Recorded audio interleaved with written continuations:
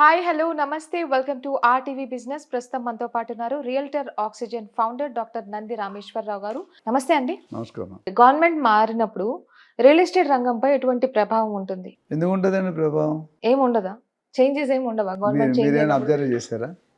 Obviously huge difference ఉంటదని నా feeling. మీరేదో బికాజ్ మనం క్వశ్చన్లు అడగాలని అడుగుతారు. గవర్నమెంట్కి నాకు సంబంధం లేదండి. నేను I'm a individual entrepreneur, individual management consultant, coach. So government మారినప్పుడు ఇంట్లో హెడ్ మారినా ప్రాబ్లమ్స్ చేంజెస్ వస్తాయి.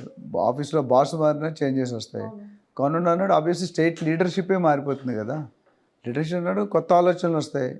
ఇప్పుడు పాత వాళ్ళకి వచ్చే ఆలోచనలు ఇప్పుడు యంగ్స్టర్కి వచ్చే, ఇప్పుడు మీరు చూసుకుంటే ఒకప్పుడు జీఎం కావాలంటే రిటైర్ అయ్యే ముందు 1-2 ఇయర్స్లో జీఎం అయ్యేవారు. ఈరోజు 25 ఇయర్స్కే జీఎం అని పెట్టుకుంటున్నారు జనాలు, సిఇఓ అని పెట్టుకుంటున్నారు, లేదా వైస్ ప్రెసిడెంట్ అని పెట్టుకుంటున్నారు. So the entire scenario has changed. So government మారినప్పుడు రియల్ ఎస్టేట్ అంటే పెద్దగా ఇంపాక్ట్ ఉండదు. ఒక టీథింగ్ అంటే ఒక సెటిలింగ్ డౌన్ టైం ఉంటుంది. సో మేబీ 19-20 ఫరక్ ఉంటుంది, కొద్దిగా కరెక్షన్ ఉంటుంది. 100% ఏం మారిపోదు. ఎందుకంటే ఆల్రెడీ నేను అంతకుముందు కూడా చెప్పాను, రైట్ ఫ్రమ్ నందమూరి తారక రామారావు గారు సీఎం ఉన్నప్పటి నుండి, అంతకుముందు కాంగ్రెస్ ఉండేది, నేదురుమల్లి జనార్దన్ రెడ్డి గారు వాళ్ళు ఉండేవారు. దాని తర్వాత నందమూరి తారక రామారావు గారు వచ్చారు, దాని తర్వాత చంద్రబాబు నాయుడు గారు వచ్చారు, దాని తర్వాత రాజశేఖర్ రెడ్డి వచ్చారు, దాని తర్వాత కిరణ్ కుమార్ రెడ్డి వచ్చారు, రోషయ్య వచ్చారు, లేటెస్ట్గా టీఆర్ఎస్ అధినేత చంద్రశేఖరరావు గారు వచ్చారు, ఇప్పుడు కరెంట్ గవర్నమెంట్ రేవంత్ రెడ్డి గారు ఉన్నారు. ఏ గవర్నమెంట్ కూడా రియల్ ఎస్టేట్ గ్రోత్ అనేది ఆగలేదు. మీరు చూసుకోండి, చేంజ్ అవడం వేరు, గ్రోత్ ఆగడం వేరు. So there can be A correction factor. It depends upon the individual leader. మన సెంట్రల్ ఇప్పుడు జనరల్గా స్టేటు సెంట్రల్ ఒకటే గవర్నమెంట్ వేగంగా పరిగెడుతుంది ఇంజన్, డబుల్ ఇంజన్ సర్కార్ అంటారు మోడీ గారు. ఒకసారి ఇక్కడ ఒక ప్రాంతీయ పార్టీ ఉండి అక్కడ ఒక నేషనల్ పార్టీ ఉన్నప్పుడు కొద్ది అలైన్మెంట్కి టైం పడుతుంది. ఇప్పుడు మీరు చూసుకుంటే కనుక కేసీఆర్ గారు ఉన్నప్పుడు లేదా చంద్రబాబు నాయుడు గారు ఉన్నప్పుడు మీరు తేడా చూసుకుంటే చంద్రబాబు నాయుడు గారికి సెంటర్లో హోల్డ్ ఉండేది. మీరు పాలిటిక్స్ చూస్తే కేసీఆర్ గారు ఎక్కువ టైం చాలామంది అంటే ఫామ్ హౌస్కే పరిమితం అయ్యారు. కేటీఆర్ గారిని ఫైల్లో పెట్టారు. బట్ పబ్లిక్లో కనిపించేది చాలా తక్కువ ఉండేది.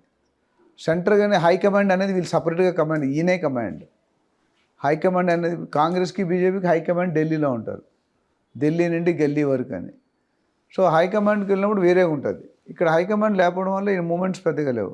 ఇప్పుడు మీరు గత 2-3 నెలలుగా మన రేవంత్ రెడ్డి వస్తే ఇప్పుడు కనీసం 10 సార్లు వెళ్ళుంటాడు, 10 సార్లు 8 సార్లు వెళ్ళుంటాడు ఢిల్లీకి. వెళ్ళినప్పుడల్లా ఏదో ఒక న్యూస్, రోడ్ల కోసం అడిగాం, ట్రిపుల్ అడిగాం, నేషనల్ హైవే స్టాటస్ అడిగాం, దానికి డబ్బులు అడిగాం, దీనికి డబ్బులు అడిగాం అని చెప్తున్నారు. That means the alignment with the central government will always make your state to run faster. ఇప్పుడు ఆల్రెడీ మనం ఏపీ గవర్నమెంట్ ఒక 10 lakh crores, తెలంగాణ గవర్నమెంట్ 6 లక్షల కోట్లు అంత అప్పుల్లో ఉంది. ఏ గవర్నమెంట్ వచ్చినా డబ్బులు కావాలి. ఇప్పుడు స్టేట్ రన్ అవ్వాలంటే మెయిన్ కావాలి విటమిన్ ఎం లేకపోతే బొమ్మ అయిపోతాం మనం. మీరు కనిపించరు ఎక్కడ, you will be nowhere.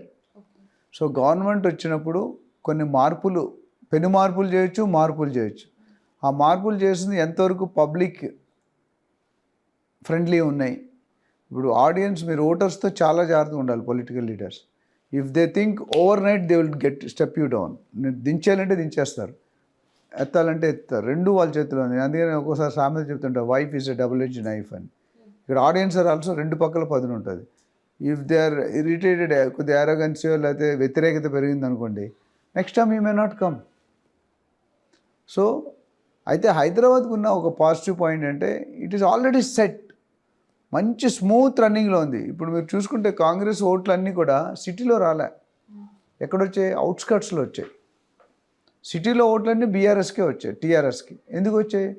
The local people are happy with the developments happen to only to a part of Hyderabad, not even complete Hyderabad. But now the present CM మార్పులు అంటే వాట్ ఈస్ టెలింగ్ ఈజ్, ఇది Hyderabad west zone focus చేయడం, లేదా little bit south zone focus చేయడం, it's a micro level అంటారు commercial లాంగ్వేజ్లో. Micro level అంటే Microsoft ఎలా చూస్తాం, సో చిన్న విస్తీర్ణ. అదే మ్యాక్రో లెవెల్, మ్యాక్రోల్ అంటే is looking the state as a development centre, not one part of Hyderabad as a centre. అది మీరు బాగా ఆలోచించవలసిన విషయం.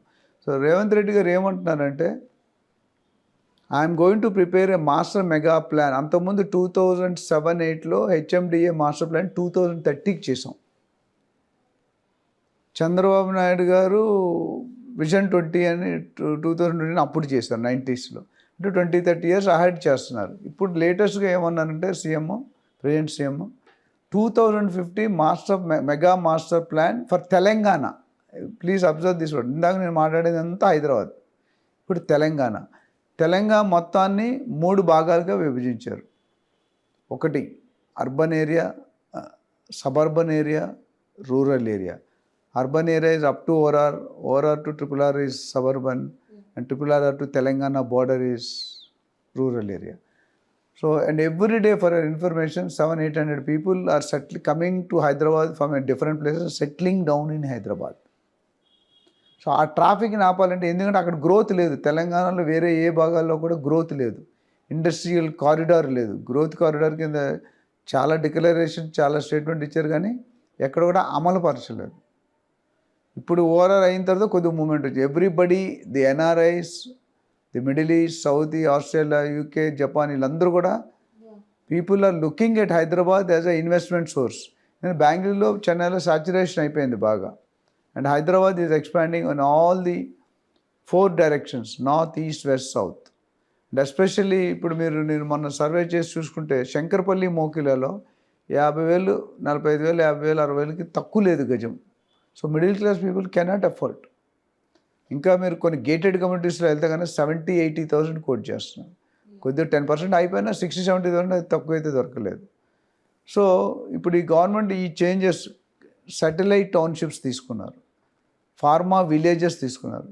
So instead of putting the entire pharma city in 20,000 acres in one place to avoid the pollution produced by these pharma companies, what he's saying is, I will put little far from the city and it will be in clusters. అంటే 2,000-3,000 acresలో they will put individual farmers. అంటే కొన్ని తగ్గించేసి split చేస్తున్నారు, ఒక 10-15 clusters.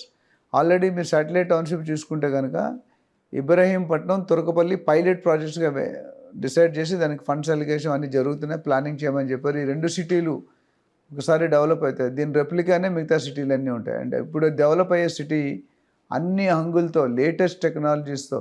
ఇప్పుడు మన Hyderabad, Banjara Hills suppose to be costliest area, but వర్షం పడితే డ్రైనేజీలు ఎట్లా అవుతాయి మీకు తెలుసు, నాకు ట్రాఫిక్ జామ్ అవుతుంది. ద న్యూ మెగా ప్లాన్లో I think these points will be taken care of. That's what I wish and hope. ఆ ప్లానింగ్ ఎలా ఉండాలంటే, good landscaping, good drainage system, water harvesting system. ఆ ప్లానింగ్ ఇప్పుడు బయట కంట్రీస్కి వెళ్ళి వస్తారు మన రాజకీయ నాయకులందరూ కూడా, అక్కడ సిస్టమ్ని అడాప్ట్ చేయడానికి ట్రై చేస్తారు. ఆల్రెడీ మన హైదరాబాద్ వచ్చేసరికి గత 50-60 సంవత్సరాలుగా డెవలప్ అవుతూనే ఉంది. ప్రతి సీఎం, ప్రతి గవర్నమెంట్ చేస్తున్నారు. బట్ వీళ్ళు 50 సంవత్సరాలు చేసింది ఇప్పుడు ఈ 10 సంవత్సరాల్లో దానికంటే టాప్గా చేసే అవకాశాలు ఉన్నాయి. ఇది ఎవరు ఇండివిజువల్ అంటే it's overall credit. So technical team కానీ, ఇప్పుడు మన రేవంత్ రెడ్డి గారు himself is a realtor.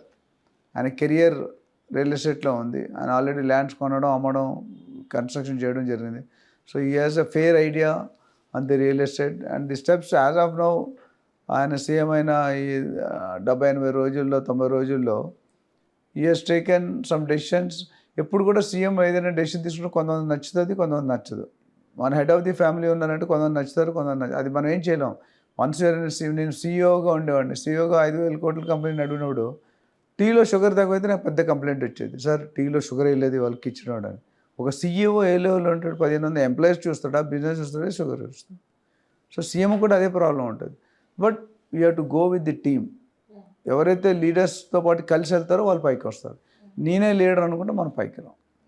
So ఓవరాల్గా గవర్నమెంట్ మారినందువల్ల కొద్దిగా చేంజ్ అనేది ఉంటుంది, బట్ మేజర్గా బ్రాడ్ చేంజ్ ఏ ఉంటుంది. మైక్రోలో కొన్ని చిన్న చేంజెస్, కొద్దిగా స్లో డౌన్, ఆనవాయితీ అంటాం. ఒక ఎలక్షన్ వస్తుంది, అసెంబ్లీ ఎలక్షన్ వచ్చినా, ఎంపీ ఎలక్షన్, లోక్సభ ఎలక్షన్స్ వచ్చినా, ఒక 3 నెలలు 6 నెలలు ముందు, 3 నెలలు 6 నెలల తర్వాత అనేది కొద్దిగా స్లో డౌన్. బట్ మొత్తం జీరో అయితే అవ్వదు.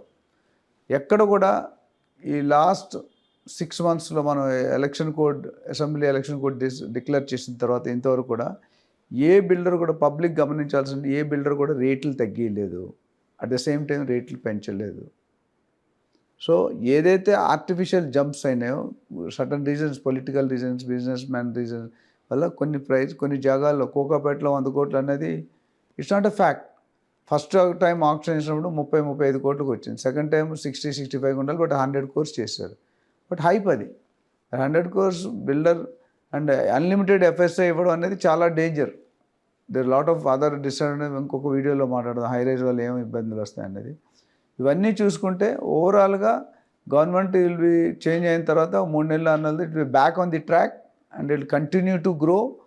ఐ థింక్ ఇప్పటి నుండి next 10 years as far as Hyderabad is concerned there is no look back.